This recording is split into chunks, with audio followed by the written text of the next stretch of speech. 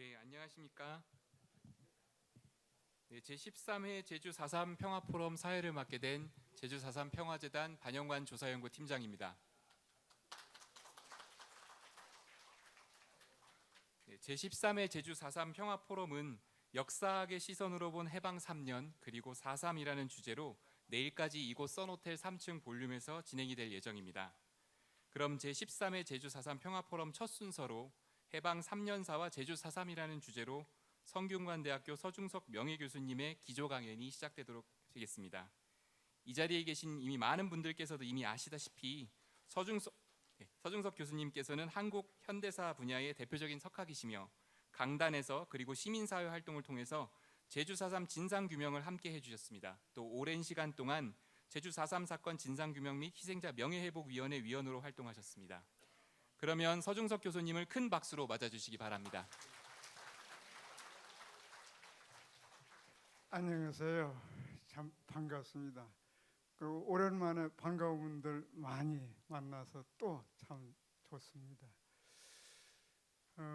오늘 해방 3년사와 제주 4.3에 관해서 제가 말씀을 드리게 되어 있는데, 이 자리에는 해방 3년 전공한 교수들, 참 같이 저하고 공부한 사람들인데 그런 분들도 여러분이 있고, 또 제주 4.3에 관해서도 아주 잘하시는 분들이 많이 있고, 그래서 제가 그냥 자연스럽다고 할까, 여러분들이 되게 아시는 거라도 다시 한번 새겨서 생각해보는 그런 의미로 말씀을 드리겠습니다.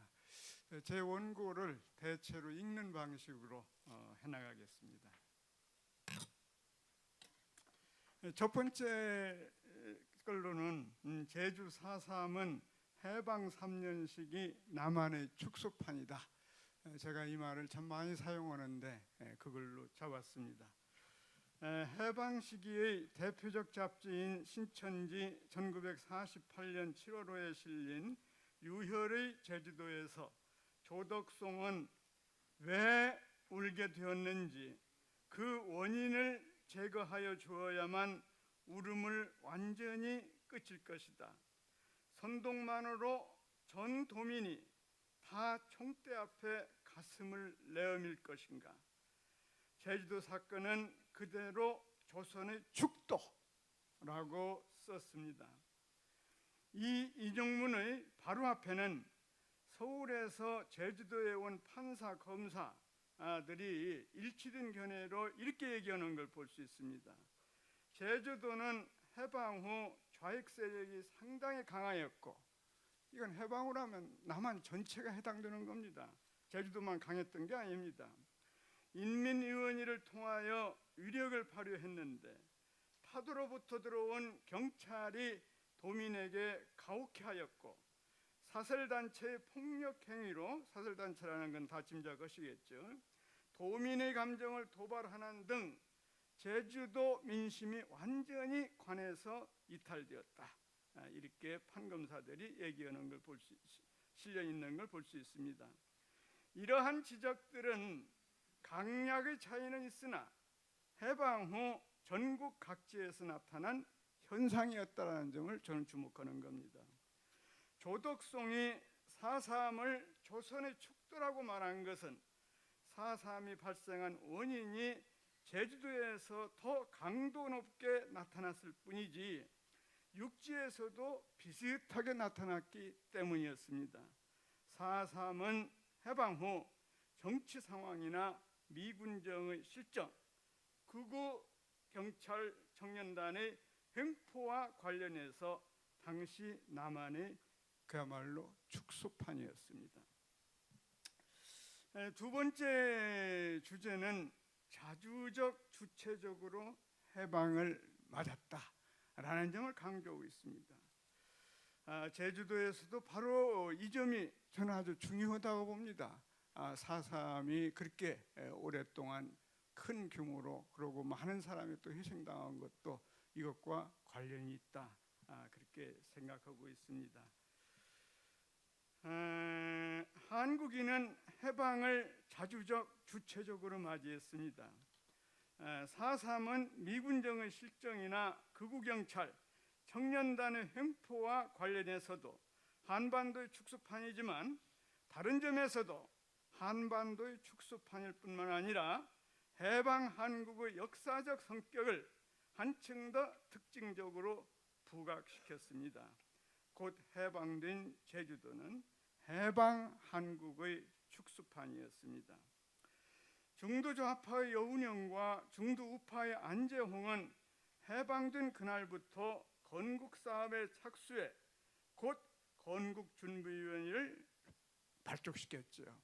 그날 오전 아침에 여운형이 엔도를 만나서 정치범을 즉각 석방하고 치안은 우리가 맡겼다 등등 5가지를 요구했을 때 엔도가 그걸 받아들이지 않을 수가 없었습니다.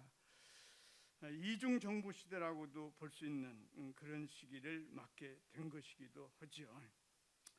김구가 이끈 중경의 대한민국 임시정부 및 중국 화북지방의 독립동맹, 만주발산 등은 해방된 그날까지 이역만리에서 끊임없이 독립투쟁을 전개하기는 했는데, 그렇지만 너무 멀리 떨어져 중경도 멀죠.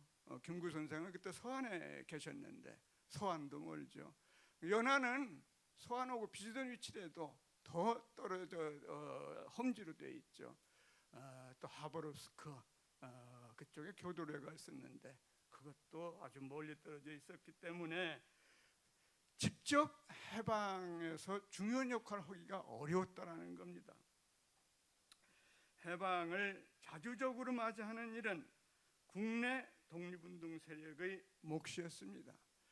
이렇게 해방을 자주적으로 국내에서 맞이할 수 있었던 것은 여운형이라는 한 탁월한 인물로 돌려서 얘기할 게 아니라 제가 보기에는 민족의 자주 역량이 계속 커왔기 때문에 이게 가능했다고 봅니다. 그래서 건주는 곧장 중앙에서 치안대를 조직했는데 이게 순식간에 전국적으로 번졌습니다. 이걸 보더라도 전국적인 역량이 이미 준비가 되어 있었다. 중앙에서 먼저 이끌어 갔을 뿐이다. 그렇게 얘기할 수가 있겠습니다. 그래서 자주적으로 우리가 치안을 맡았고 각종 현존시설, 일제나 일본인 기관들을 가리키는 거죠. 거기서 갖고 있는 현존시설, 기계, 기구, 자재, 자본 등을 파손시키거나 일본으로 빼나가는 것을 막고 그것을 인수보존해 새 국가 건설에 활용코자 했으며 제주도에서도 비슷한 일이 일어났어요. 행정 등의 일도 보았습니다. 언론인들은 대표적인 이제 매일신보, 일제, 주구 신문이었는데 하루아침에 해방을 맞으면서 해방을 전달하는 그런 언론으로 바뀌는 겁니다. 일제의 언론을 인수해 해방의 소식을 알리고 해방을 우리 것으로 만들어 나가는 그런 역할을 했더랬습니다. 만약 이러한 활동이 전개되지 못했더라면 미국이 주장한 대로 한국은 자주 독립 능력이 부족해 신탁 통치를 받아 마땅하다 그런 소리를 들을 수도 있었을 것입니다. 건주는 중앙조직이건 지방조직이건 대개가 좌우가 연합했다는 점에서도 의미가 있습니다. 이 건준 만들기 직전에 몽양은 그 점을 강조하고 있습니다. 건주는 미소 양군이 38도선을 경계로에서 분할 점령하고 있는 상황에서 좌우연합으로 통일 독립국가를 세울 그런 게 해야 한다 하는 대원칙을 세운 것이죠. 해방을 맞아 한국인은 미군이 들어오기 전에 이 점이 중요합니다. 그 전에 일부 교과서나 이런 데에서는 미국이 한국한테 자유를 줬다 이렇게 되어 있는데 그게 아니고 우리가 자유를 누리고 있었고 우리 스스로 해방을 맞아서 해방된 나라를 세우려고 하고 있었고 그것을 미군이 들어와서 대체로 추인하는 그런 식으로 됐던 겁니다. 해방을 맞는 한국인은 미군이 들어오기 전에 언론, 출판, 집필, 결사 등의 기본적 자유와 정치적 자유, 민주주의를 누렸습니다. 해방은 수십 년간 쌓아온 독립운동자들의 민족해방운동, 자유와 평등을 위한 투쟁을 이어받았습니다. 특히 일제 때도 독립운동에서 평등이 강조됐습니다만 해방 직후도 평등이 유난히 강조됐습니다. 해방의 뜨거운 열기 속에서 농민, 노동자, 청년, 여성, 문화인 등이 단체를 조직하여 활동했지요. 그렇지만 해방을 이렇게 뜻깊게 담아준 건 아니고 친일파들은 그야말로 청천벽력 같은 그런 상황이었습니다. 이런 청천벽력 같은 해방에 친일파들은 주랭랑을 쳤고 눈치 보기에 바빴습니다. 해방은 민족혁명이자 시민혁명, 민주주의 혁명이죠. 사회혁명이죠. 또 문화혁명입니다. 이때서부터 진정으로 세종대왕이 한글을 창제한 이후 500년 만에 1946년이 500년이 되는 해인데 반포한 지 우리 문자가 된 겁니다. 그때부터 광범위하게 한글 세대가 창출되기 시작했습니다. 이 한글 세대가 한국의 60년대, 70년대, 80년대 이 경제에서의 그 눈부신 발전을 막게 되는 거죠. 경제혁명, 대표적으로 토지혁명, 남쪽에서는 농지혁명이라고, 농지개혁이라고 얘기했죠. 수천 년간의 한국사에서 해방처럼 중요한 변화를 가져온 건 없습니다. 건준에 이어 조직된 인민공화국은 인민공화국이 어떻게 좀 이상하지 않냐? 9월 6일 날 대회가 열렸습니다만 거기에서 인민공화국 이름으로 하자 하는 게 나왔죠. 여운형 쪽에서는 민주공화국, 그래서 이런 이름 쓰는 건 좀 뭐다 이런 생각을 가졌던 것 같은데 일부 노동자라든가 이런 쪽에서 인민자 씁시다. 인민이 뭐가 나쁩니까? 하는 식으로 나오면서 인민공화국이 됐다고 그래요. 인민이라는 말이 그 당시에는 people 그렇게 나쁜 의미로 사용되지 않았어요. 그 뒤에 이것은 북쪽하고 관련이 되는 말 아니냐 이런 식으로 사람들이 생각을 좀 하게끔 반공교육이 많이 됐죠. 세계적으로 1945년 9월 기준으로 인민공화국이라는 이름을 쓰고 있는 나라는 전 세계에 딱 하나 있었습니다. 몽골 인민공화국. 유목국가가 이런 이름을 그때 쓰고 있었어요. 동유럽인 이런 데가 쓰기 시작한 건 47, 8년입니다. 해방 직후의 상황을 반영했다 하더라도 너무 좌파 일색이었습니다. 인공은 한마디로 문제가 많이 있었어요. 이러한 인공이 한때 일정하게 영향력을 가졌던 것은 해방이 의미하는 전민족적 독립 요구의 기운을 탔기 때문입니다. 이 점이 대단히 중요하죠. 해방은 어떻게 돼야 한다라는 그것에 이 단체라고 볼 수밖에 없죠. 이 단체가 영향을 많이 받게 되는 겁니다. 다른 한편으로는 지방에서 광범위하게 형성 조직된 역량, 이게 인민위원회를 주로 가리키는 게 됩니다. 조직된 역량이 대표성을 띤 중앙 조직을 요구한 것에 비유기적이나마 맞아떨어졌기 때문이었습니다. 이처럼 초기 인민위원회는 상당 부분 각급 지방의 지도적 역량이 반향되어 거기에 새겨져 있었던 것이죠. 이건 제주도뿐만이 아닙니다. 전국적인 현상이라고 봐도 과언이 아니었습니다. 자주적 자발적인 지방인민정권의 면모를 이 인민위원회는 각 지방에서 지니고 있었습니다. 이게 시간이 바뀌면서 인민위원회의 성격이 바뀌게 됩니다. 인민들은 이들 인민위원회의 조직 과정과 그것을 운영해서 해방과 독립, 하나를 더 보탠다면은 3.7제라는 파격적인 농사 짓는 사람이 수확을 가져갈 수 있다 하는 놀라운 그런 감격을 또 갖게 된 거죠. 해방, 독립, 그리고 소작료가 싹 바뀌었다 하는. 커밍스가 지적한 것처럼 인민위원회는 처음에는 공산주의 색채가 두드러진 것이 아니었고 건준처럼 좌우연합적인 성격이 강했습니다. 좌익세가 강한 지역으로 알려진 전남도 그랬지요. 경북도 여기도 좌익세가 센 데였는데 비슷했습니다. 당시 미군정의 일부 인사가 지적한 대로 주한미군이 한국인들의 사실상의 자치기관을 인정하고 그것과 협력하여 민주주의를 실행하고 또 초기 미 국무부의 친일파 배제 충고를 받아들였더라면은 남한은 크게 상황이 바뀌어지지 않겠느냐. 그분은 그렇게 썼지만 사실상 그럴 수 있는 면이 상당히 있었던 겁니다. 그러나 주한미군은 인민위원회를 탄압하거나 무력화하여 1946년에 들어와서는 인민위원회 역할이나 활동은 크게 축소되었고 간판도 없이 사라진 곳이 적지 않았다. 그런데 한 군데만 다른 데가 나와 있었습니다. 제주도였습니다.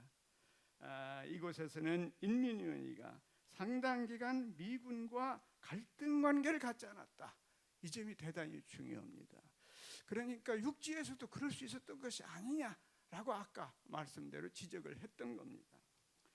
제주도 인민위원회와 민중에 대해서 제주도 분들이 다 하시는 거지만 짚고 넘어가지요. 제주도 또한 혁명과 반혁명의 와중에 있었는데 구체적인 과정은 육지와 상당히 달랐습니다. 일제가 최후 결전지를 지목하여 오키나와처럼 엄청난 희생을 치를 뻔했다가 해방되었다는 점에서도 제주도의 해방은 더 의미 있었지만 일본 등지에서 약 6만 명이나 귀환하여 더욱 해방의 열기가 뜨거웠습니다. 8월 16일에 청년학도단이 결성되어 일본군에게 항복을 요구했습니다. 제주도 건주는 대정면 출신의 오대진을 위원장으로 하여 좀 늦게 9월 10일 결성되었고 100명에 가까운 각 읍면 대표들을 보면 대표들이 제주 농업학교 강당에 모여 건주를 조직했던 것이죠. 제주도 건주는 바로 인민위원회로 개편되었습니다. 이 정도 육지하고 별 차이가 없어요. 얼마 안 있어 인민위원회는 리단위까지 이것도 육지하고 거의 차이가 없습니다. 조직됐습니다. 제주도에서 건준이나 인민위원회는 항일운동을 한 사람들이 주도했지만 일제 시기에 면장이나 면사무소 일을 받던 사람도 있었습니다. 건준지부 인민위원회 간부들은 옥구를 치는 사람이 많았고 좌익이 적지 않았지만 좌우를 가리기는 쉽지 않았습니다. 인민위원회는 청장년으로 편성된 치안대, 보안대 등을 통해 치안활동에 많은 힘을 기울였고 행정적인 업무도 맡았습니다. 또한 일본군이 군수물자를 자의적으로 처리하는 것을 막고 동족상쟁도 방지했습니다. 제주도 인민위원회는 미군정이 평가한 그대로 규모와 활동에서 도내의 유일한 정부였습니다. 해방 후 제주도의 교육열은 뜨거웠습니다. 이것도 제주도뿐만이 아닙니다. 전국적으로 남한 각지에서 그러면서 엄청난 한글 세대가 46년, 47년부터 탄생한다. 제가 말씀드렸죠. 제주도에도 대단했습니다. 1945년 8월부터 1947년 12월 사이에 중등학교 10개교, 초등학교 44개교가 설립되어서 그 뒤에 학생들이 이렇게 부쩍부쩍 늘어났다. 이 점을 제가 지적하고 있습니다. 4.3의 주도 인물인 김달삼, 이덕구, 김용관, 고칠종 등이 교직에 있었습니다. 다 아는 얘기죠. 제주도에 미군이 들어온 것이 상당히 늦습니다. 육사단이 10월 중순 이후 전남북에 배치되면서 그 이후에 11월 9일 제9군정중대가 상륙하면서 들어온 것이죠. 건준지부와 인민위원회는 제주도민의 지지를 강하게 받았습니다. 제주도 인민위원회는 1947년 초까지 영향력이 컸습니다. 1947년 초라는 게 중요합니다. 육지와는 달리 제주도 미군정이 제주도 인민위원회를 인정하여 장기간 공존하였던 것은 제주도 인민위원회가 제주도 주민들과 굳게 결합하여 해방의 기쁨과 요구를 잘 대변할 수 있게 하였고 그다지 급진적이지 않았기 때문이었습니다. 이 점도 중요합니다. 그다지 급진적이지 않았다. 남한에서 유독히 제주도 인민위원회가 오래 지속된 것은 다른 지역보다 늦게 미군이 들어와서 협력 관계에 있었던 것이 중요 요인이지만 제주도는 또 계급 갈등이 적은 사회입니다. 혈연 공동체적인 요소가 강한 사회입니다. 이런 점도 큰 역할을 했던 거지요. 제주도는 1946년 8월 1일 행정구역이 전남과 분리되어 그때부터 이제 도가 된 거죠. 제주도 자파는 육지와 다른 점이 있었습니다. 1946년 1월 초 제주를 비롯해 각 지역에서 중앙과는 차이가 나게 반탁대회를 열었습니다.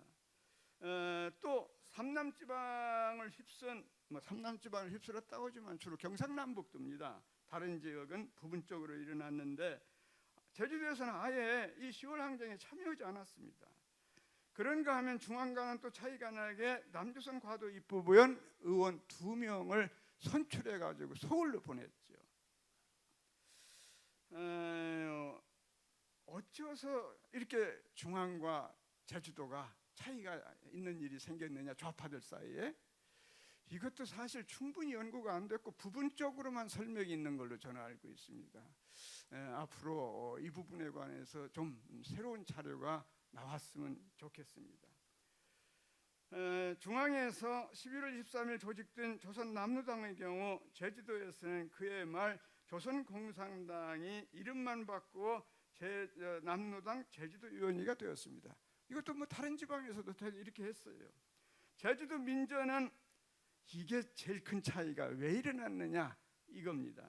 제주도 민전이 1년이나 늦게 결성이 됐는데 저는 조심스럽게 1947년 초까지는 인민위원회와 미군과의 관계가 좋았기 때문에 구태여 투쟁단체인 민전을 만들 필요가 없지 않았느냐 그런 생각이 들기는 합니다만 이 부분도 더 연구가 되어야 할 거라고 봅니다. 남노당에 관해서 미국이 흥미있는 미군이 남겼는데 이 부분은 그냥 넘어가도록 하겠습니다. 남노당에 대해서 이런 말도 했어요. 남노당원이 된 주민 가운데 대부분은 남노당의 배경이나 목적을 잘 아는 것도 아니고 또 그럴 거라고 봅니다. 누가 설명해 줬을 리도 없다고 봅니다. 공산주의 사상을 잘 이해하거나 이런 단체에 가입하려는 열망도 없는 것이 분명하다. 원래 자료는 이렇게 되어 있는데 나중에 좀 바뀌었어요. 이걸 중앙에 보고할 때는.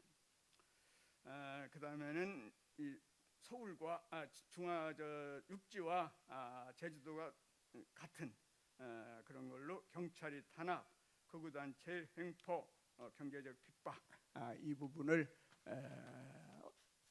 살펴보도록 하죠. 신천지 아까 조덕송 글에 이어서 바로 홍한표라는 사람이 1948년 8월에 이렇게 썼어요. 금반 사건의 직접 원인이 청년단체와 서청이죠. 일부 악질 경찰관의 악행이 있다는 것이 분명한 이상 도민의 거의 전부가 참가할 것은 과거의 전통. 여러분들 과거의 전통 아시잖아요. 이재수인안이라든가 전통으로 보아 의심할 여지가 없다. 더구나 그 원인을 조성한 것이 일부 육지에서 들어온 자들에 의한 것이 분명해진 이상 더 말할 것 없다. 이런 표현을 쓰고 있습니다. 구현대장 김익렬도 유고에서 이렇게 얘기하는 게 있습니다. 내가 판단한 폭동의 원인은 제주도에 이주하여 온 서북청년단원들이 도민들에게 자행한 빈번한 불법 행위가 표현이 좀 부드럽게 되어 있죠. 불법 행위라고. 도민의 감정을 격분시켰고 그 후 경찰이 서북청년단에 합세함으로써 감정의 대립은 점점 격화되어 이제 4.3에 오게 됐다 이렇게 설명하고 있습니다.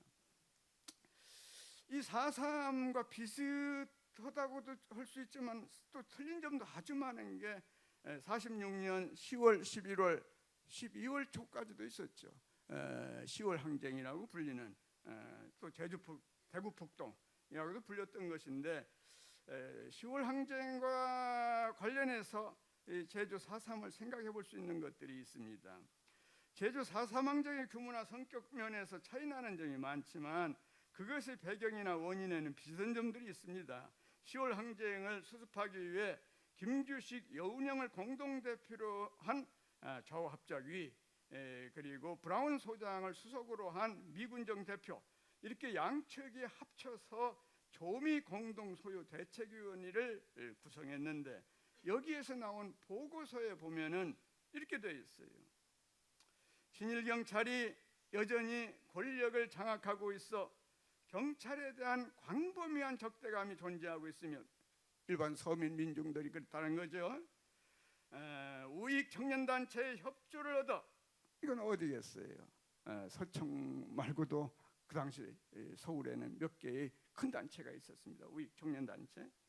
협조를 얻어 좌익 지도자를 체포하였고 경찰에 대한 적대감은 그들이 사람을 구타 고문했으며 일본 경찰의 관습을 따르고 있다 하여 더욱 강화되었다. 이게 브라운 소장이 같이 공동대표를 맡은 그 보고서에 이렇게 쓰여 있는 거예요. 미국이 잘 알고 있었어요, 이런 한국의 현실을. 그러면서 친일 경찰을 점차적으로 제거해라. 이게 좌우합작위원회 김규식, 여운형의 주장입니다. 그리고 고난남용, 야만 행위, 정치적 파당 행위와 박해, 잔악 행위와 고문을 방지하는 조치를 내려야 한다라고 하주 중장한테 강하게 요청하는 걸 볼 수 있습니다. 경북의 거의 전 지역, 이렇게 각 지역에서 일어난 10월 항쟁은 인민위원회, 농민조합 등이 탄압받고 미소공동위원회가 무기효의로 들어가 통일 독립 민족국가 건설의 희망이 막힘에 따라 생기게 된 격렬한 울분감이 기본적인 배경으로 작용했습니다. 군정경찰은 인민위원회 등 민중조직을 탄압하고 분쇄하는 선봉이었고 친일파 군정경찰이죠. 공물 소집에도 이것도 상당히 역할을 하고 큰 제주도도 마찬가지입니다. 수집이라는 건 일제 때 공출이 하도 인상이 나쁘니까 수집, 좀 이상한 말이긴 한데 수집한다고 했습니다. 많은 행포를 부렸습니다. 관리들이요. 군정관리들은 경찰 다음으로 민중들의 불만의 표적이었습니다. 제주도 같으면은 육지에서 온 유해진이라든가 하는 관리들을 가리키겠죠. 10월 항쟁은 대구에서처럼 식량난이 직접적인 한 요인이었는데 1946년 초국을 수집할 때부터 이런 일이 생깁니다. 해방이 됐을 때 희한하게도 남한은 풍년이었고 북한은 흉년이었어요.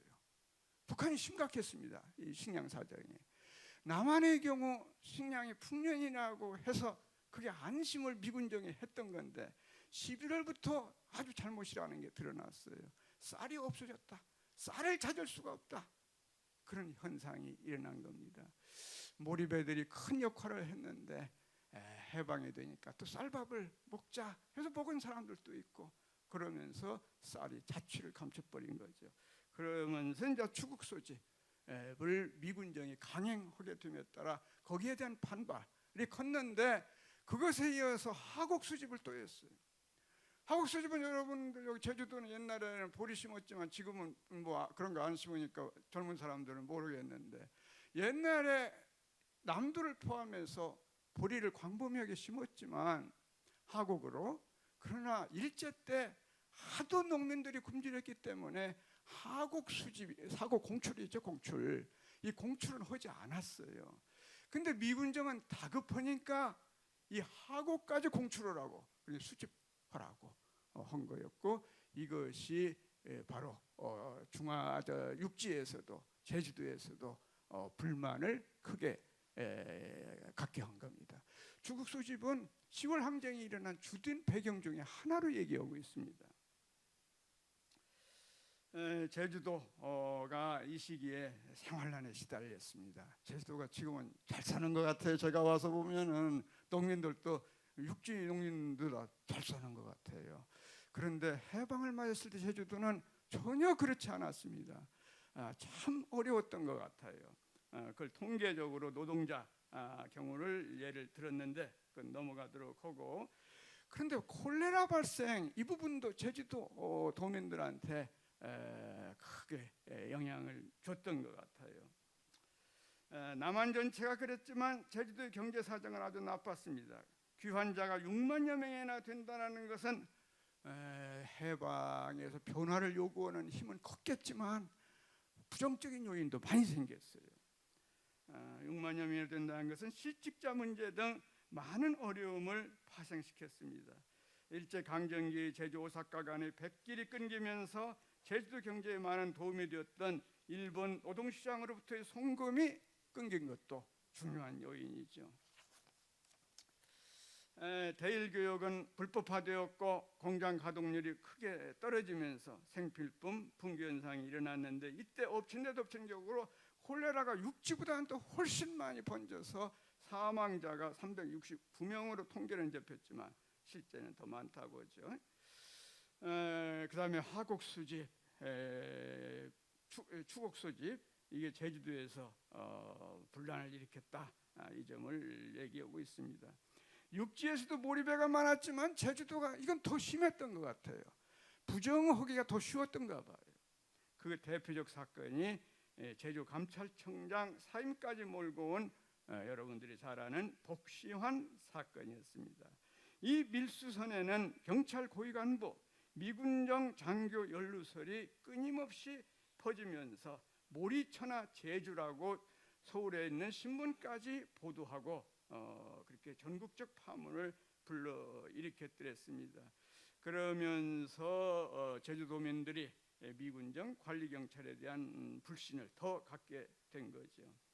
미군정이 제주도에서 일어난 첫 번째 반미 시위라고 부른 양과자 반대 시위가 1947년 2월 10일 관덕정 앞 광장에서 벌어졌습니다.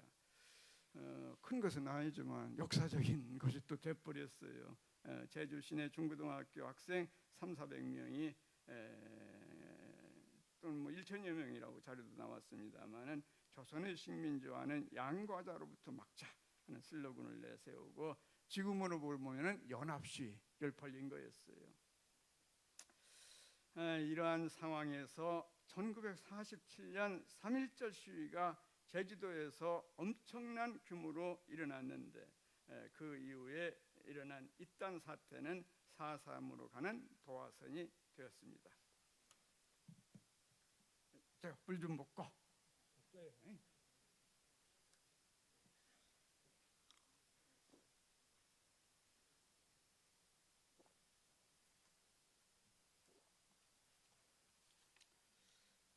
그 다음 얘기는 당연하게 제주 3.1절 시위와 삼식관민 총파업, 육지경찰과 극우단체의 행태. 제가 4.3위원을 올해 6월까지 한 거예요. 20여 년을 했어요. 그런데 하여튼 제가 기 있을 때마다 4.3 특별법이 참 잘 만들어졌는데 가장 잘 만들어진 부분이 제2조다. 그 얘기를 참 많이 하고 양재원 이사장도 그 말씀에 전적으로 동의를 많이 하시고 또 앞장서서 말씀하시고 그랬습니다. 제주 4.3을 규정한 게 아주 정확하게 잘했다라는 겁니다. 제주 4.3 사건이라 하면 1947년 3월 1일을 기점으로 하여 1948년 4월 3일 발생한 소요 사태 및 1954년 9월 22일까지 제주도에서 발생한 무력 충돌과 진압 과정에서 주민들이 희생당한 사건을 말한다. 이게 그 당시 일부가 주장한 것처럼 4월 3일을 기점으로 잡았더라면은 운신의 폭이 아주 많이 줄어들고 뿐만 아니라 제주 4.3을 폭넓게 이해하는 것을 막아버리는 그런 게 됐을 텐데 그게 아니라 3.1절 시부터 잡았다. 이 점이 굉장히 중요합니다. 1947년 3월 1일 육지에서도 그랬지만 특히 제주도에서 큰 규모의 시위가 있었어요.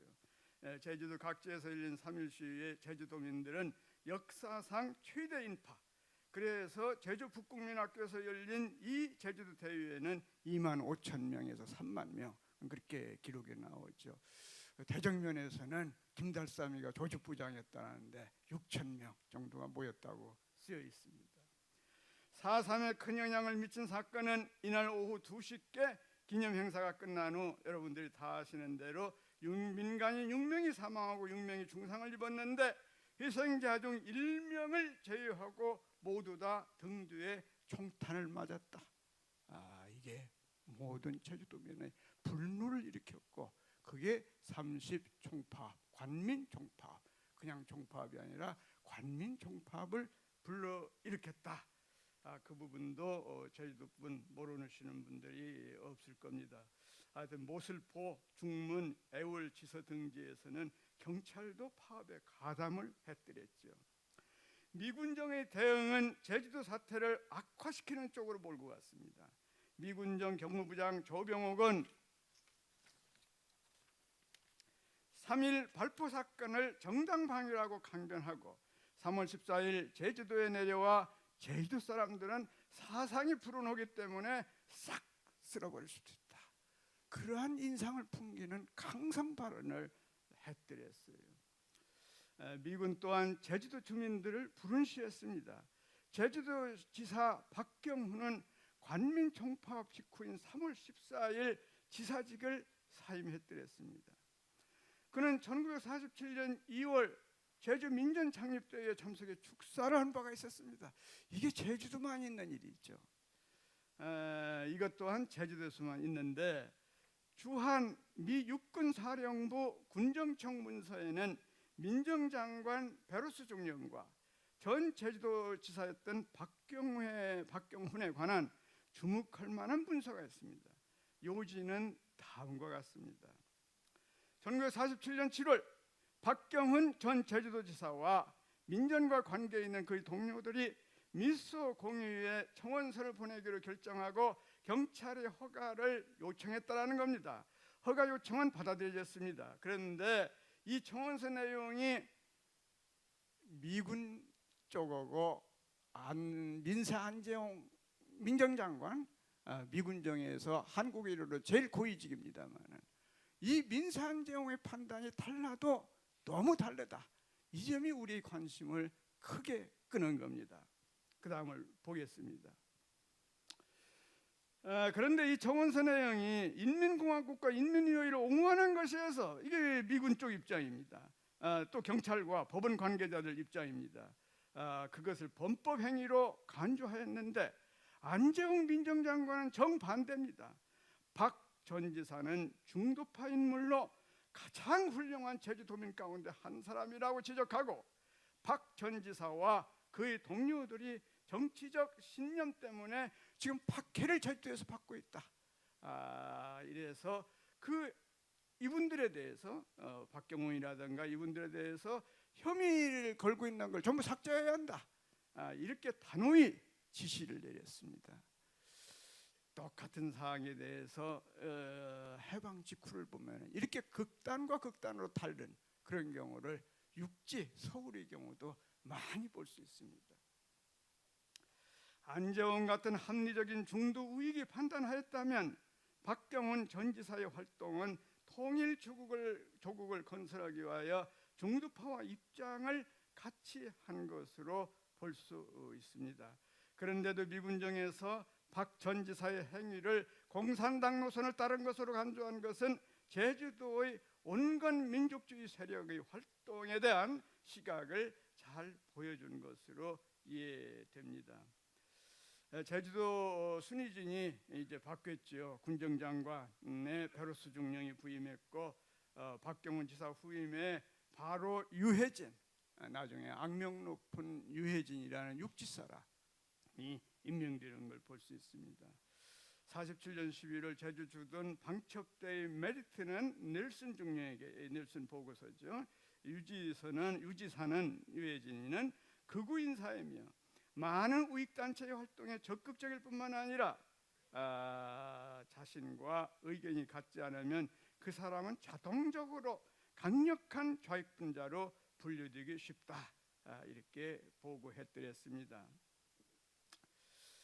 30관민 종파업이 일어났을 때 중앙에서는 육지 경찰을 대거 들여와 가지고 제주도 경찰보다도 더 많아지게 되는, 그러면서 또 서청 단원들이 대거 경찰에도 투입되는 그런 것을 볼 수가 있습니다. 주한 미군 사회는 응원 경찰대가 지나칠 정도로 잔혹하게 테러 행위를 벌인 것은 이것은 유죄이라고 기술을 했고, 미군정의 부패와 해이, 주민들의 경제적 빈곤, 경찰의 잔혹함 등이 제주도민으로 하여금 폭동을 일으키도록 선동하는 공산분자들이 희생양이 되었다, 이렇게 쓰여 있습니다. 이렇게 이제 육지경찰, 유해진, 서북청년위원 이런 사람들이 권력남용, 부패, 비리, 탄압과 횡포, 고문, 재산약탈, 강간 이런 걸 일삼으면서 평화의 섬 제주도를 불안과 갈등의 언옥으로 바꾸어 놓았고, 섬 주민과 육지인들이 대립으로 나아가게 했더랬죠. 반해방과 해방의 구도는 육지인은 억압수탈자의 역할을 했고, 제주도민은 당하는 그런 민중으로 구도가 중첩되어 나타나게 된 겁니다. 30관민 총파업으로 검거선통이 대거 풀기 시작합니다. 되게 아시는 부분이니까 넘어가도록 하겠습니다. 경찰은 1948년 1월 22일 남로당 제주도당 조천지부 지피장을 급습해 106명을 체포, 그리고 그 뒤도 계속 체포해서 221명 검거, 또 사람이 죽고 이런 사태가 나면서 제주도당 신춘회의가 열리는 걸로 증언이 나와 있습니다. 그래서 강경파가 온건파를 누르고 무장봉기를 결행할 것을 결의했더랬습니다. 이미 원로인 안세훈, 오대진, 강규찬 등은 제주도를 떠났고, 이 회의에 참석한 조문고 등은 신중론을 폈으나 김달삼 등의 무장봉기를 주장해 강경파 주장대로 결의가 된 거죠. 통일, 독립, 민주국가 수립의 염원, 분단만을 막아야 한다. 제주도에서 봉기가 일어난 데는 또 하나의 아주 중요한 요인이 있었더랬습니다.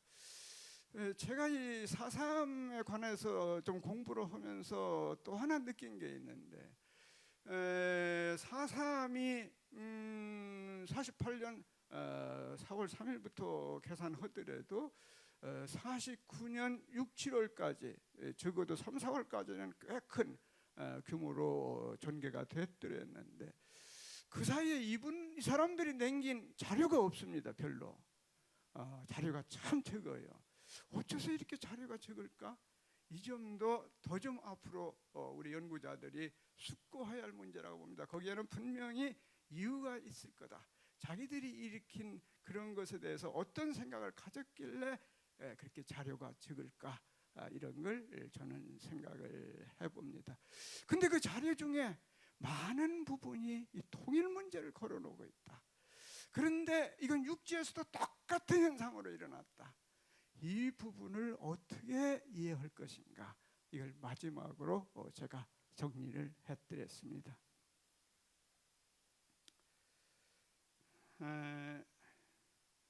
가령 47년 3.1절 기념식에서 보면은 대의회장 안세훈이 3.1혁명 정신을 계승하여 위세를 물리치고 자주통일 민주국가를 세우자. 이때는 3.1운동이라고 안 하고 3.1혁명이라고 했습니다. 그렇게 연설을 했고, 이 집회에서 슬로건이 모스크바 삼상회의 절대지지, 미소공의 재개 촉구, 3.1 정신으로 통일 독립 전취였더랬습니다. 통일 독립의 염원이 담겨 있는 연설 슬로건이었습니다. 30관민 총파업 때도 미수공의를 즉시 제기하라, 조국의 분단 음모를 분쇄하자, 이런 삐라가 도처에 붙었다고 합니다. 4.3 봉기 시 우장대가 시민 동포 부모 형제에게 보낸 호수문에는 반미 구국투쟁에 호응 골기하라, 이와 함께 매국 탄선 단정을 결사적으로 반대하고 조국의 통일 독립과 완전한 민족 해방을 위하여가 골기한 첫 번째 이유로 내놓았습니다. 48년 6월 17일 조선일보는 제주도를 시찰한 양원일 판사가 제주도 소유 원인 하나로 남북 협상을 과대평가하고 이에 많이 의지해왔다, 이 점을 들었다고 보도하는 걸 볼 수가 있습니다. 그러니까 통일 문제 하더라도 몇 가지 복잡한 문제가 같이 연구돼야 합니다. 그 중에 하나는 제주도 무장봉기를 일으킨 사람이나 또 제주도 민간인들, 서민, 일반 대중들, 이분들이 통일에 대한 염원이 큰 건 사실인 걸로 보이지만 그것이 남노당적 영향이 컸느냐, 김규식이 중심이 된 민족주의자들의 통일 염원, 이쪽과 더 연결이 되어 있느냐, 이 부분도 앞으로 많이 더 연구를 할 수 있으면, 저는 자료를 다시 뒤집어서 또 증언도 다시 뒤집어서 살펴보면 이 부분이 밝혀질 수 있는 쪽도 있을 거다, 부분적으로나마 그렇게 생각하고 있습니다. 왜 제주도민들은 분단 문제에 민감한 반응을 보였고 양원일은 제주도 사람들이 남북 협상을 과대평가했다고 말했을까?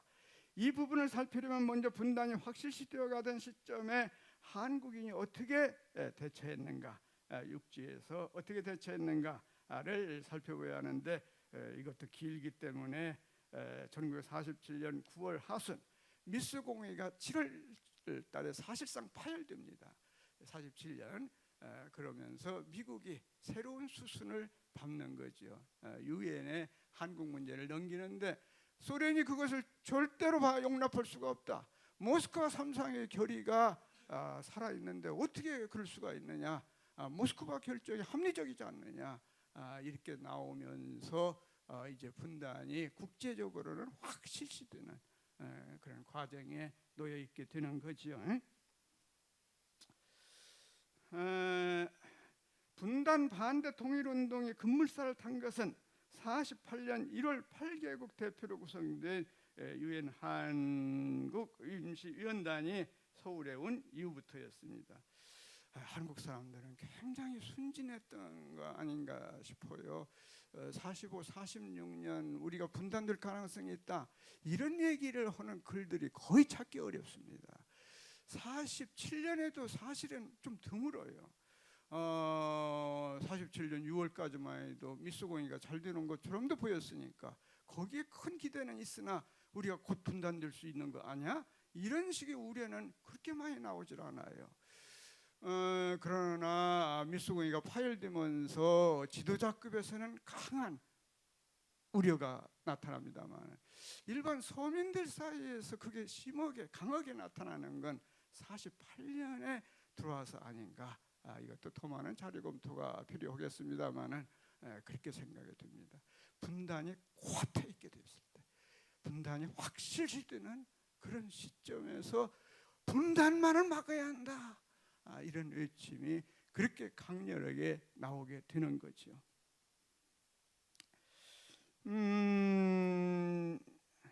1월 26일, 7일에 유엔 임시위원단이 김구, 김규식 등을 만났는데 이때 김구의 유명한 방향전환이라는 게 일어납니다.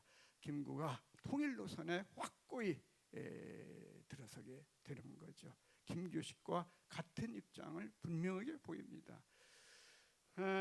그러면서 김구가 남북 유엔 회담을 제안하게 되죠. 김규식이 말한 유엔 임시위원단을 상당히 설득했던 것 같아요. 하여튼 간에 남북회담 지지가 크게 보도가 됐더랬고, 제 얘기는 이런 것들이 제주도에 얼마만큼 퍼졌느냐, 알게 됐느냐, 요걸 앞으로 좀 자료가 없더라도 더 찾아보자, 이런 얘기입니다.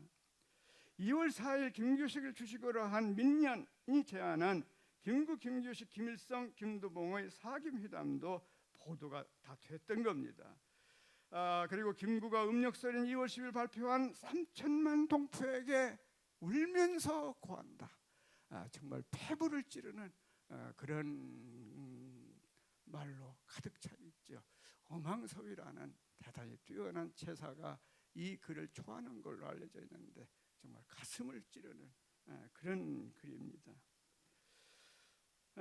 제주도 남루당과 제주도 사람들은 중앙에서 남루당이 지시한 27구국 투쟁에 대해서는 그러면 얼마나 알고 있었고 실행했는가? 이 부분도 저는 미지수예요.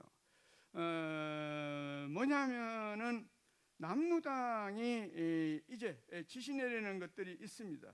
그 가운데에 유엔한이 조선위원단이죠. 이걸 반대하라. 그리고 남조선 단독정부 수립을 반대하라. 이게 첫째 둘째로 들어가 있는데 제주도에서 2월 9일에 가서 입칠 구국투쟁과 관련된 사건은 발생하는데 여기에 이런 구호가 있는지가 아직까지 저는 못 봐서 그래서 이렇게 써놨습니다. 분단정부 수립이 코앞에 닥치는 상황에서 3월 25일 평양방송이 남북연석회의를 제안하고 또 김구, 김규식이 북에 사자를 파견하고 하면서 남북협상에 적극적인 태도를 보이면서 기대감도 커진 게 사실입니다. 유명한 문화인 108명 선언이 그때 나오죠. 성명서. 남북협상을 성언함 이라는 제목인데 민족의 위기에 처해서 남북협상의 거족적 호령 소리를 들었다 라고 하고 최후의 일가까지 최후의 일인까지 남북협상의 대도를 추진하여 통일국가의 수립을 기필고 이루자 이렇게 호소하는데 이 글이 특징이 그 다음에 있습니다. 그 당시 통일운동에 아주 열렬하게 뛰어든 지도자건 민중들이건 제주도민들이건 저는 같은 생각이 아니었을까 그겁니다. 뭐냐? 우리의 지표와 우리의 진로는 가능 불가능의 문제가 아니라 가능하냐 불가능의 문제가 아니라는 겁니다. 해야 하느냐 통일운동을 안 하느냐 매국노가 돼야 하는 거냐 이런 선택이 길이라는 겁니다. 그러니까 당위론 마땅히 해야 하면 해야지 않느냐 이런 주장인 겁니다. 올바른 길일진데 사력을 다하여 추진할 뿐이라고 외쳤습니다. 그러면서 분단되면 밑소를 등에 업은 동족상잔의 전쟁이 필지할 것이라고 주장했어요. 또 이 시기에 경제적인 우려도 컸는데 남한이 경제가 너무 나빴잖아요. 단정이 세워지면은 남북 어디나 위성국, 소련의 위성국, 미국의 위성국이 되기 쉽고 그렇게 되면 밑소의 국경선이 우리 38도선이 되는 것이 아니냐 그런 주장도 나왔습니다. 4월에는 전혀 성격이 다른 회의가 두 개가 열렸더랬는데 이 부분도 한 가지만 강조하고 생략하죠. 남북협상이 아주 중요한데 여기서는 김규식, 김일성 두 사람이 김규식은 이런 문제에 대해서는 대단히 탁월한 능력이 있잖아요. 아주 중요한 역할을 한 걸로 보입니다. 그러면서 4개 항목으로 합의를 보게 되는데 제3항이 아주 중요합니다. 제3항에 보면은 우리가 그러면 어떻게 통일 독립국가를 세울 것인가 그 구체적인 방안이 들어있습니다. 전조선 정치회의 소집 그 다음에는 그래서 민주주의 임시정부를 수립하고 그런 다음에는 통일적 조선 입법기관을 선거로 실시한다. 그런 다음에 거기에서 통일적 조선 입법기관에서 조선 헌법을 제정한다. 이렇게 되어 있습니다. 한 현대사 연구자는 한국이 이 이후로 48년 이후로 통일을 하겠다고 할 경우 이 합의는 상당히 소중하게 떠오를 수도 있을 것이다. 그렇게 얘기하는 걸 볼 수 있습니다. 육지에서도 그랬지만 그 다음에 이 통계 이게 많이 인용되기는 하는데 얼마나 그 당시에 통일을 분단을 반대했는가. 분단 선거 자체에도 어떻게 사람들 대다수가 90% 이상 되는 사람들 대다수가 참여하려고 하지 않았는가. 이걸 여론조사에서 나타나 있기 때문에 그걸 제시를 해드렸는데 이것도 넘어가겠습니다. 육지에서도 그랬지만 제주도에서는 4월 3일 이후에도 단선 단정 반대 운동을 폈습니다. 김봉현, 김민주 공편의 제주도 인민들의 무장투쟁사 자료집을 보면은 4.28 구억리 평화회의에서 무장대 사령관 김달삼이 김익렬 구연대장에게 주장한 5가지 중 첫 번째가 단선 단정 수립 반대였습니다. 김익렬의 기억은 조금 다르게 나와 있는데 그건 이유가 있다고 봅니다. 맨 앞에서 언급한 조선통신 특파원 조덕성의 글에는 무장대 측의 6가지 요구사항이 들어있는데 여기에는 조선 임시 조선위원이 즉시 철퇴, 남조선 단독정부 수립 반대, 남북 통일정부 수립 절대 추진이 들어있습니다. 양호일 판사가 한 말도 이때 나온 겁니다. 무엇보다도 5월 10일 제주도 선거를 보면은 서울에서의 여론조사와 거의 비슷한 현상이 나타나서 이게 선거구에서 결국은 선거가 무효가 됐고 그 선거는 1년이 된 49년 5월 10일에야 치러진다. 이 부분을 제가 쓰고 있습니다. 제주도건 육지건 분단 반대에는 동족상잔 전쟁, 경제난 이전에 피는 이데올로기를 초월한다. 이게 한국인의 가슴을 반세기 이상 울린 겁니다. 피는 이데올로기를 초월한다. 남북이 갈라져진 것은 한 인간의 허리가 두동강 나서 병신이 되는 것과 똑같다. 이런 식의 사고가 아주 잠재적으로 강하게 들어있었어요. 왜 한국인이 이렇게까지 심을 정도로 통일에 대한 염원을 가졌느냐. 1000년 이상 한반도 이 지역에 하나의 국가만 있었던 것, 그리고 중앙집권적인 형태로, 이건 세계사상 아주 드문 현상이거든요. 그런 식으로 존재했다는 거. 그래서 갑자기 평양 사람이 서울로 못 온다, 서울 사람이 신의주 못 간다, 이건 도무지 말도 아닌 거다. 이건 어떻게 그럴 수 있느냐. 이런 생각을 너무나도 많은 사람이 가졌기 때문에 60년대 말쯤에서 박정희 정부가 국토통일원을 발족을 보면서 낸 통계 보면은 여론조사가 있는데 91% 이상이 통일은 꼭 되어야 한다. 꼭자가 붙어 있어요. 꼭 되어야 한다. 이렇게까지 나오는 걸 볼 수가 있습니다.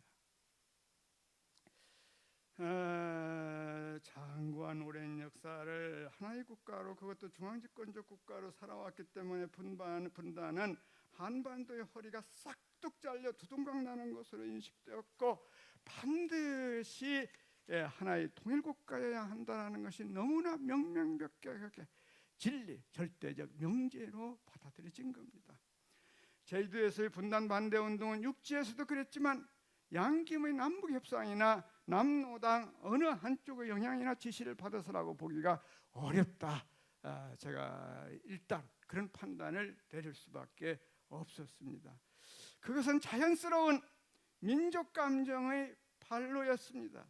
더구나 제주도는 해방을 아주 뜻깊게 맞았고 3.1절 시위와 관민 총파업을 통해 도민이 하나가 된 경험을 가졌기 때문에 더욱더 강렬히 분단을 반대한 것이 아니냐.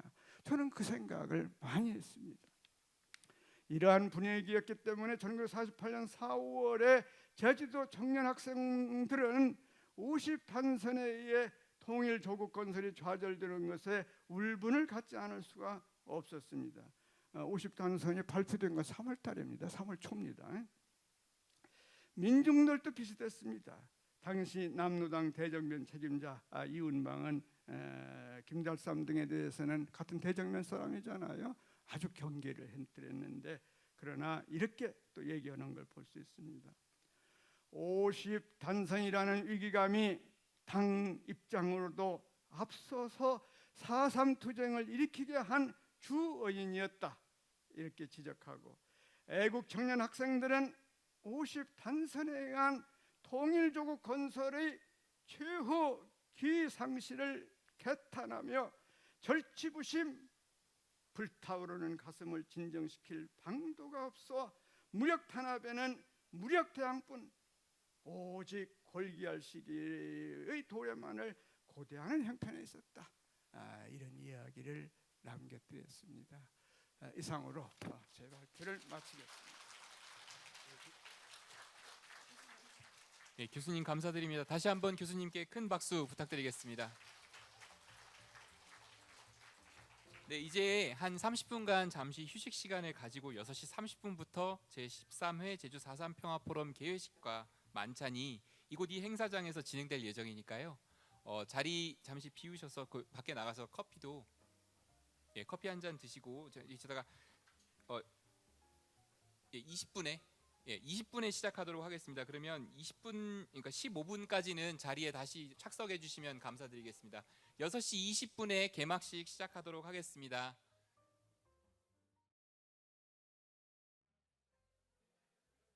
네, 이제 제13회 제주 4.3 평화포럼 개회식을 시작하도록 하겠습니다. 다시 한번 인사를 드리겠습니다. 안녕하십니까? 저는 제13회 제주 4.3 평화포럼 사회를 맡게 된 제주 4.3 평화재단 반영관 조사연구 팀장입니다.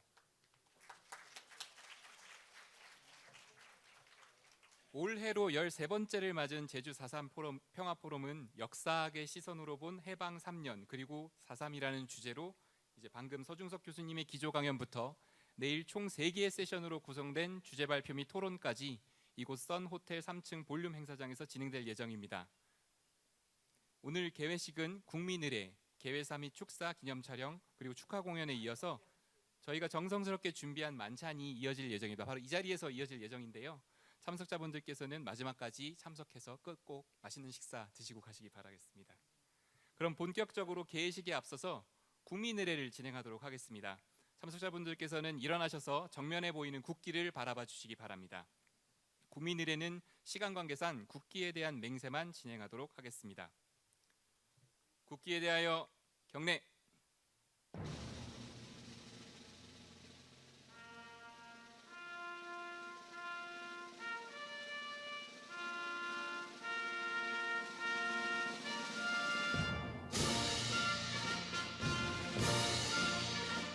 나는 자랑스러운 태극기 앞에 자유롭고 정의로운 대한민국의 무궁한 영광을 위하여 충성을 다할 것을 굳게 다짐합니다.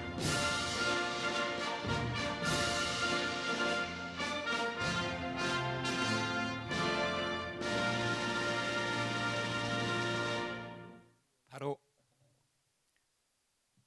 다음은 순국성렬, 호국영령 그리고 4.3영령에 대한 묵념이 있겠습니다. 일동 묵념.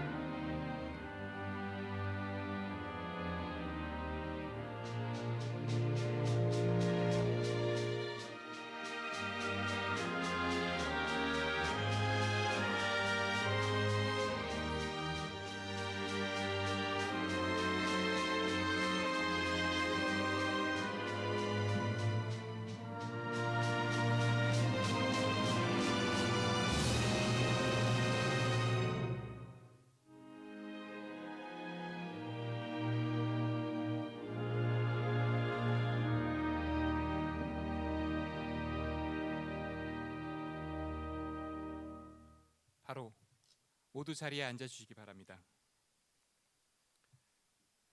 다음으로는 올해 제주 4.3 평화포럼 개최를 축하하여 주시기 위해 귀한 발걸음을 해주신 내빈분들에 대한 소개가 있겠습니다. 한 분 한 분 정성스럽게 소개를 드려야 되지만 행사 진행상 무대에 보이는 영상 소개로 대체함을 양해 부탁드리겠습니다.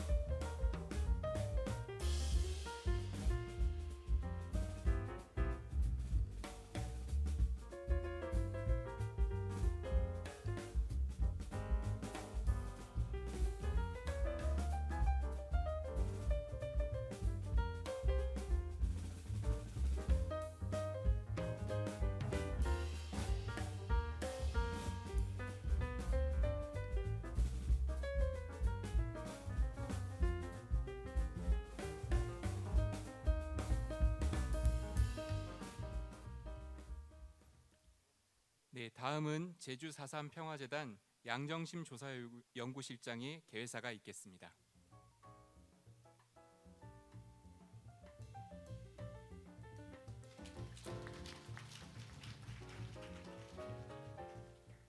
안녕하십니까. 4.3 평화재단 조사연구실장 양정심입니다. 오늘 제13회 제주 4.3 평화포럼에 소중한 시간을 내주신 모든 분들께 감사드립니다. 특히 기조 강연을 해주신 서중석 교수님께 감사드립니다. 서 교수님은 모두 아시다시피 4.3이 너무나 어려운 시절부터 4.3 진상규명운동에 같이 오셨습니다. 그리고 4.3 중앙위원을 맡으셔서 희생자 명예회복에 힘써주셨습니다. 많은 유족분들이 감사한 마음을 갖고 있다고 생각을 하고 있습니다. 그리고 발표와 자장, 토론을 통해서 4.3의 현대사적인 의미를 저희한테 다시금 알려주시는 발표자, 토론자, 자장 선생님께도 감사드립니다. 개인적으로는 제 선생님이고 그리고 저의 선배 동료분들입니다. 저의 부탁에 이렇게 제주까지 와주셔서 감사드립니다. 그런데도 제가 이렇게 개회 인사를 할 처지가 아닌데도 이렇게 개회 인사를 하게 된 점 죄송스럽습니다. 저는 4.3 재단의 구성원의 한 사람으로서 특히 유족분들께 죄송하다는 말씀 드리고 싶습니다. 지금 이 작금의 상황이 저는 모든 분들의 각각의 역할 속에서 각자의 입장 속에서 서로 견해는 다르지만 4.3의 진정성을 갖고 임한다고 생각을 하고 있습니다. 그럼에도 불구하고 이 4.3의 논란의 지점이 된 점 유족분들께 특히나 죄송스럽습니다.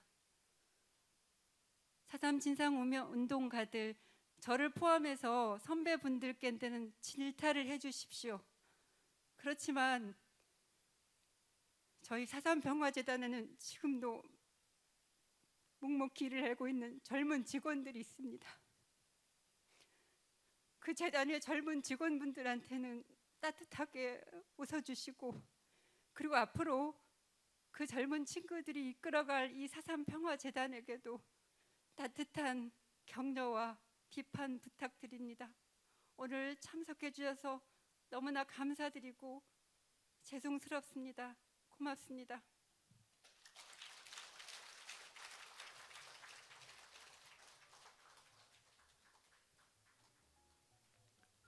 네, 다음은 제주특별자치도 김성중 행정부지사의 축사가 있겠습니다.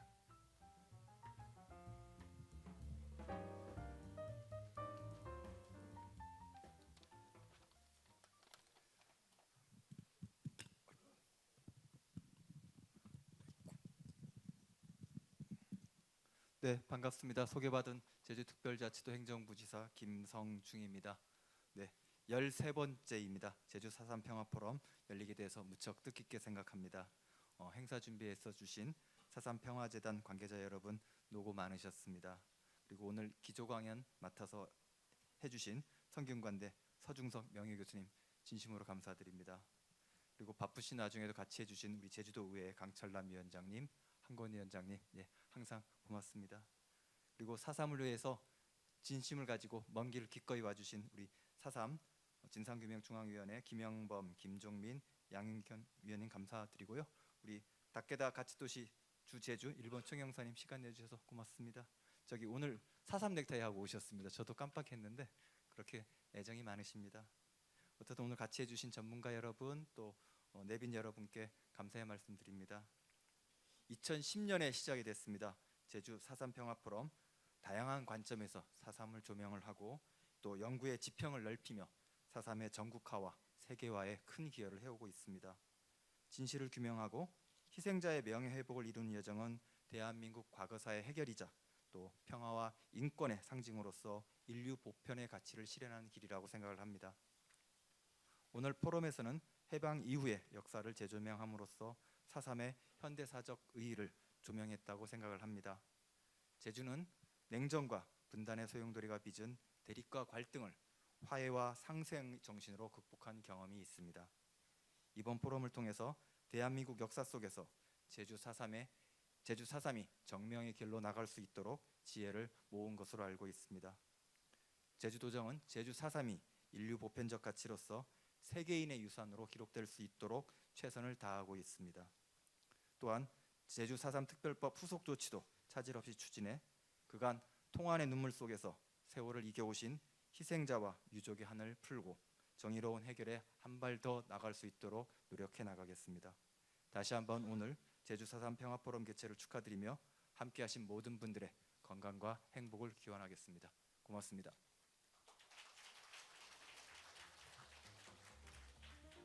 네, 감사합니다.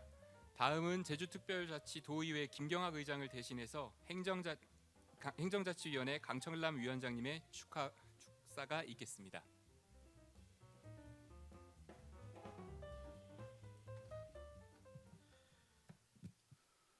반갑습니다. 강철남 의원입니다. 오늘 이 자리에서는 우리 김경학 의장님을 대신하겠습니다. 평화포럼 너무 축하드립니다. 그리고 참석해 주신 모든 분들, 그동안 함께 해주신 모든 분들께도 감사를 드립니다. 그리고 이 자리를 만들어주신 평화재단과 그리고 기조 강연하신 교수님 너무나 감사드립니다. 아까 재단에서 얘기가 있었습니다마는 살짝 마음이 아픕니다마는 우리가 언제나 그랬 것처럼 우리가 다시 한번 더 용기를 내고 기운을 얻어서 잘 할 수 있을 거라고 여겨지고 오늘 이 포럼을 통해서 이 아픈 역사를 돌아보는 의미도 있지만 화해와 상생의 정신이 항상 깃들여지는 아주 의미 있는 시간이 됐으면 고맙겠습니다. 거듭 축하드리겠습니다. 감사합니다.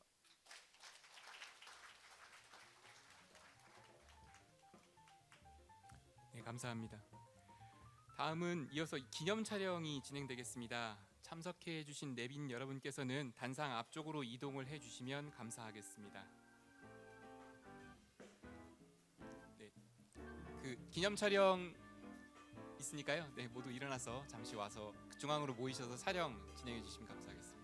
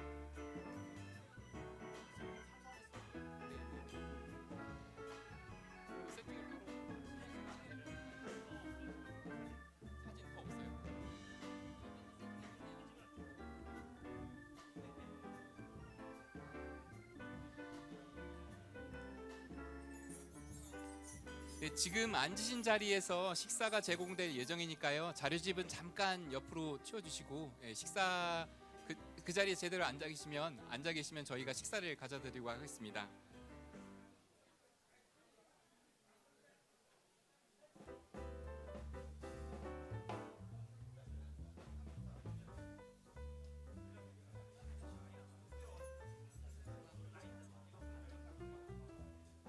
아, 네.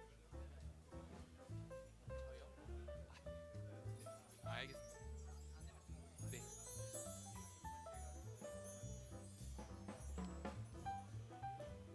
네, 잠시 뒤에 그 식사 전에 제주 4.3 평화포럼 개최를 위해 축하하기 위해 퓨전 밴드 공연이 있습니다. 여러분들 잠시 앉아 계시면 저희 밴드 세팅 되는 대로 소개하고 공연 시작하도록 하겠습니다.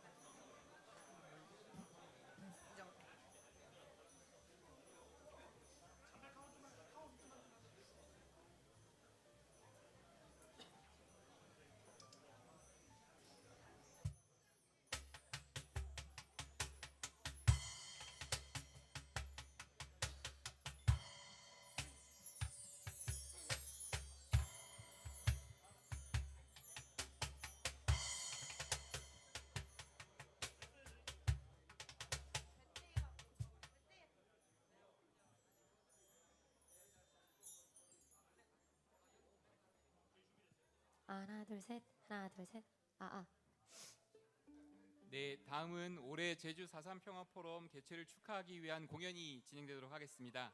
국악과 클래식 대중음악 퓨전 밴드 짙은 감성과 호소력의 밴드 이강이 큰 박수로 맞아주시면 감사하겠습니다. 안녕하세요, 반갑습니다. 저희는 제주에서 활동하고 있는 제주 출신 아티스트들로 구성된 밴드 이강이라고 합니다. 여러분 반갑습니다. 먼저 오늘 너무나 귀한 자리인 이곳에 저희 초대해 주셔서 정말 감사합니다. 저희가 할 수 있는 만큼 최대한 즐겁게 열심히 공연하고 저희도 축하드리도록 하겠습니다. 첫 번째 곡은 조금 잔잔한 분위기의 발라드 곡을 준비를 해봤는데요. 저희는 4.3이라는 걸 떠올렸을 때 가장 먼저 이별이라는 단어가 떠오르더라고요. 그래서 사랑하는 사람과 이별했을 때의 나를 달빛에 홀로 피는 달맞이꽃에 비유한 저희 곡이 있습니다. 달맞이꽃이라는 곡 먼저 들려드리도록 하겠습니다.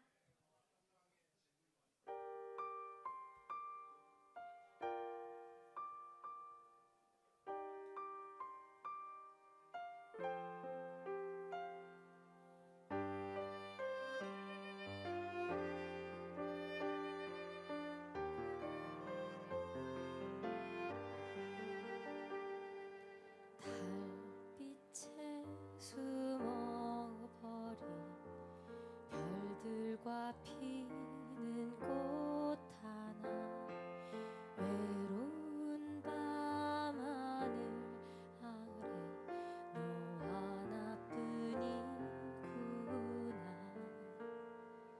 내 마음이 사라질 때까지 달이 지지 않기를 울고 빌며 외쳐도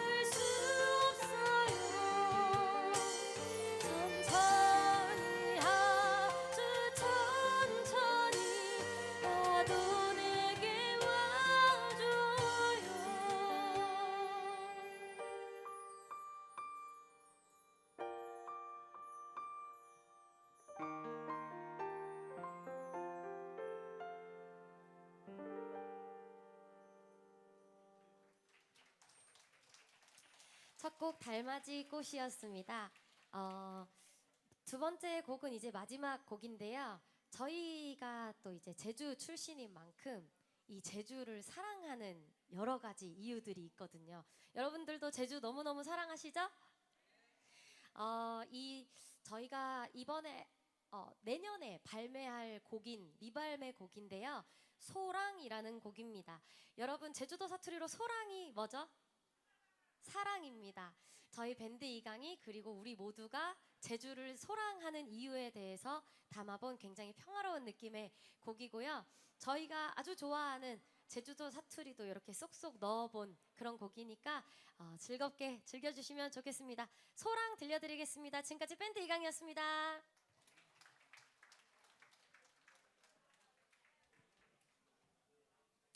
그때야 막 일하기 싫은 서울 따위 하나 제주도 여행 왔으니 제주도 사람들은 영해도 정해도 빙색이 웃고 이 지나가는 강생이들도 막 행복해 보이는 거라. 이 서울 따위 말하기를 도대체 제주도 뭐가 그렇게 좋아요? 에헤라디야 얼씨구 좋다. 에헤라디야 어절씨구 좋다. 에헤라디야 에헤라디야 에헤라디야 에헤헤.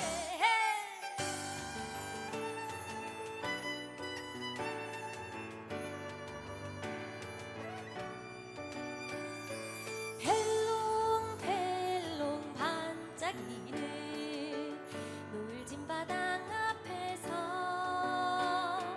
귤빛 파도 바라보면 마음이 산도롱해요.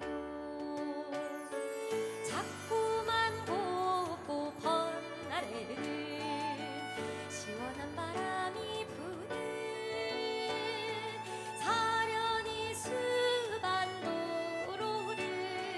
걷다 보면 라랄라.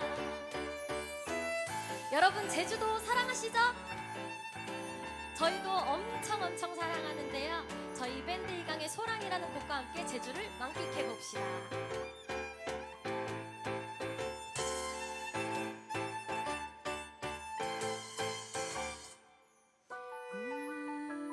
바람과 바다 여유로움 산에 피는 별 이곳에서 마주치는 모든 것들이 신비로워. 언제나 맹도롱한 사람들 요망지게 핀 유채꽃 나를 행복하게 하는 모든 게 있어요. 꿀뽀롱한 한라봉산 듯한 기분 좋은 향기가 내 맘을 언제나 설레게 해. 항상 여기 있을래.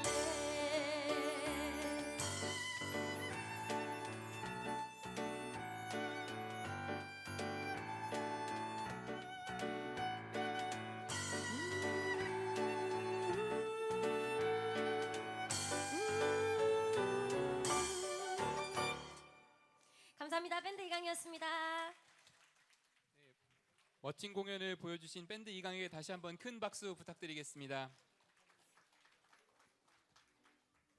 네, 이어서 저희가 준비한 만찬이 시작되도록 하겠습니다. 자리에 앉아 계시면 저희가 음식을 가져다 드리니까요. 모쪼록 마음껏 즐겨주시고 오늘 주변 분들과도 이야기 나눠주시면 감사하겠습니다. 그리고 내일은 저희가 이 같은 장소에서 10시 반부터 학술 대회가 시작이 됩니다. 그래서 학술 발표와 토론이 총 3세션으로 이루어지게 되니까요.